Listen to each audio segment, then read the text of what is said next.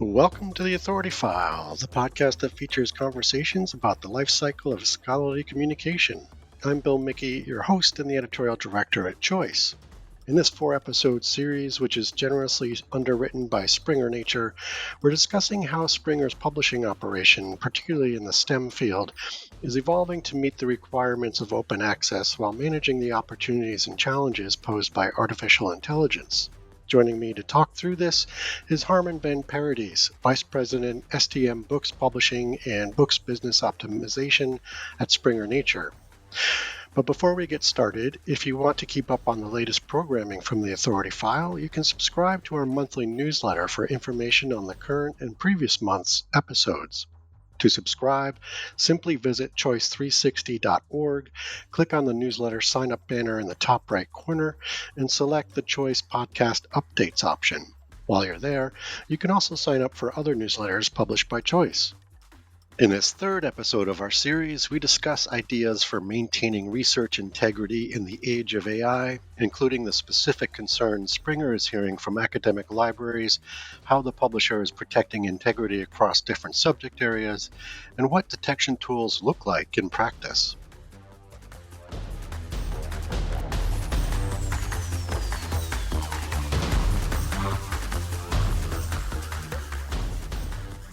Okay, so staying with the topic of ethics and integrity, I'm wondering, just curious what you're hearing from your community, particularly from libraries and librarians, around concerns with research integrity and the use of AI.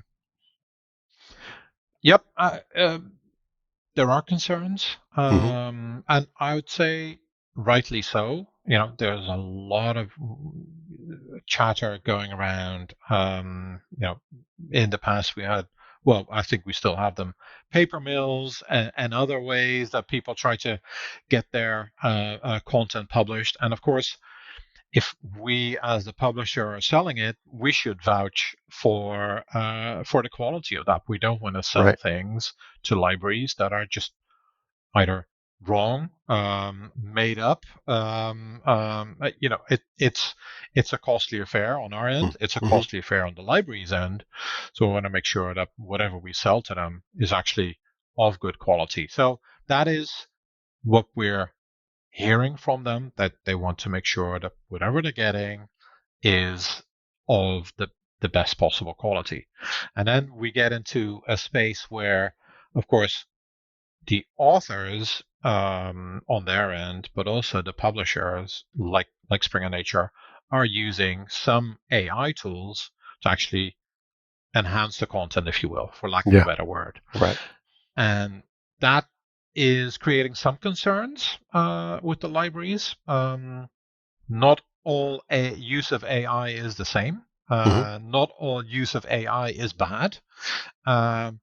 But how do you make that known to the librarians, and for the librarians, for the libraries to make that known to the end users?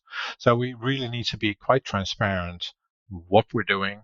So that's handled on the one hand in our policies, AI policies, our ethics statements, but also in the books that we actually, where AI is actually used, that we disclose this is material, generated by AI.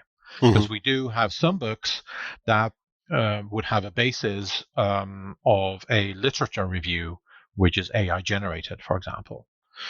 And we're very open with that. And as long as we're open, the feedback that we're hearing from librarians is, okay, yep, good, thanks for letting us know. No surprises. Not that one of their library patrons comes to them and says, what I found here, this is not right, or I didn't know. Going even one step further, we're on a limited basis using AI to generate text, part of text. There's always a human in the loop. There's always an author. There's always an editor. And in the past, we used to have the subtitle a machine-generated literature review or machine-generated content. We've now changed that because machine-generated is kind of archaic now. Yeah. 5 years ago, that was the term that was used, and we need to step away from that because it's not just machine generated. No, it's there is a human that actually does look at that content, or multiple humans actually looking at that content. So that's the transparency part that we really need to make sure that that's there. Librarians are asking for it. Their patrons are asking for it. Right. So, yeah, that's where we're putting a lot of effort in. Excellent. So I'm wondering, do these, integrity concerns, are they similar across STM subjects and HSS, or, do you sort of look at the integrity issues separately between the two groups of disciplines? I don't think we look at them separately. We don't have a separate view or separate statements or separate Right. policies for each, but we do see that there's different ways that these concerns come out in humanities, social sciences versus the sciences. Whereas humanities, social sciences, there's a lot of let's call it opinions, different views being seen, or interpretations. For example, in history or philosophy, so it's very subjective, to a degree, very subjective. Whereas in the sciences, very often it's data.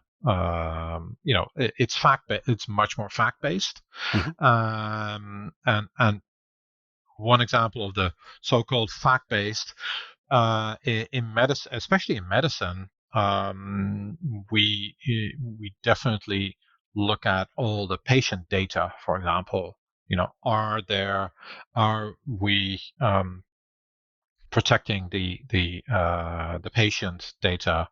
Is the author not generating images or other data that is just unethical on a human level?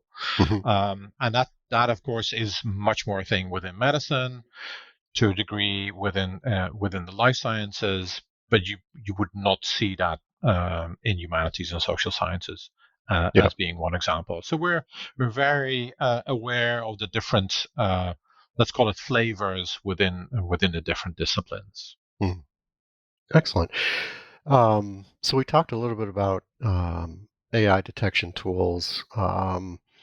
Can we go into a little more detail in terms of what these look like in practice? Are they, for example, the ones Springer is developing, are these used by editors themselves? Are they used by researchers? Both? So the tools that we have, we implement them in our systems. So in our submission systems.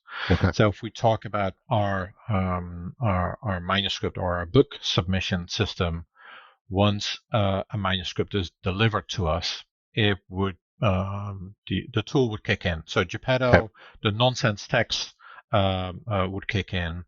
The referee tool would kick in. Whereas in the past, we would look at a manuscript and say, well, we're not completely sure. We'll manually run it through a system. Now we're automatically doing that at, let's call it, the point of entry, and then we're able to take action to have a look at it, say, is it really nonsense text, or is this okay? So it's very much on our end. I guess the area is developing quite quickly. Yeah. I don't think at this time we want to give away too much to the authors, because there could be bad actors that actually could then look at those systems and find a workaround to actually then work around, to get past that. There are bad actors. I mean, I think that's a given. So we don't want to give away too much on our proprietary systems for them to get a look into the kitchen, if you will. Got it. Yeah.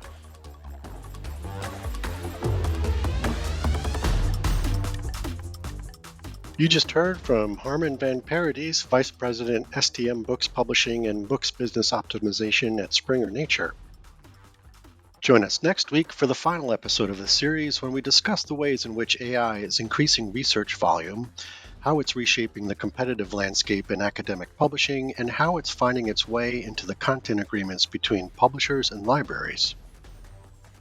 This series is underwritten with generous support from Springer Nature. Remember, if you want to keep up on the latest programming from the Authority File, you can subscribe to our monthly newsletter for information on the current and previous month's episodes. To subscribe, simply visit choice360.org, click on the newsletter sign-up banner in the top right corner, and select the Choice Podcast Updates option. While you're there, you can also sign up for other newsletters published by Choice. The Authority File podcast is brought to you every week by a small but extraordinary team, including Choice's advertising manager Pam Marino, digital media producer Sabrina Kofer, and digital media assistant Ashley Roy. That's all for this week. Thanks for joining us.